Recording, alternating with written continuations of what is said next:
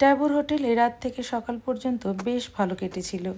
Scenic বিউটির সাথে সাথে হোটেলের খাওয়া দাওয়া এতই ভালো ছিল যে আমরা প্রায় প্রত্যেকেই ওভার ইটিং করে ফেলেছিলাম। তবে সমস্ত কিছুই 8টার মধ্যে সেরে বেরিয়ে পড়েছিলাম কাজার উদ্দেশ্যে। কিছু পথ পেরোনোর পর সঙ্গহারা হলো ঢালাই রাস্তার বাহুল্য, পরিবর্তন হলো পাহাড়ের রূপ। এদিকে সবই ঝুড়ো পাথরের পাহাড়। এই যে টিলাগুলো দেখছেন, ঝুড়ো পাথর ঝরে গিয়ে কঙ্কাল সার হয়ে দাঁড়িয়ে আছে। এগুলোর সাথেই আরও কিছুটা পথ পেরিয়ে পৌঁছলাম ধাঙ্কড় মনেস্ট্রিতে। ধাঙ্কড় শব্দের অর্থ হলো পাহাড়ের গায়ে দুর্গ।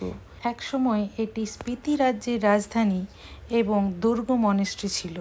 সামনের দিকে নতুন মনেস্ট্রি তৈরি হলেও খানিক গেলে দেখা যায় প্রায় 1000 বছরের পুরনো মাটির তৈরি মনেস্ট্রি। অদ্ভুতভাবেই যা ঝুড়ো পাহাড়ের ওপর অক্ষত অবস্থায় এই এতগুলো বছর বেঁচে আছে। এখান থেকেই প্রায় 4 কিলোমিটার খাড়াই পাহাড় চড়লে দেখা যায় ধাঙ্কড় লেক। হাতে গোনা কয়েকটি গরু এবং একটি মন্দির নিয়ে লেকটি বেশ দিব্যমান।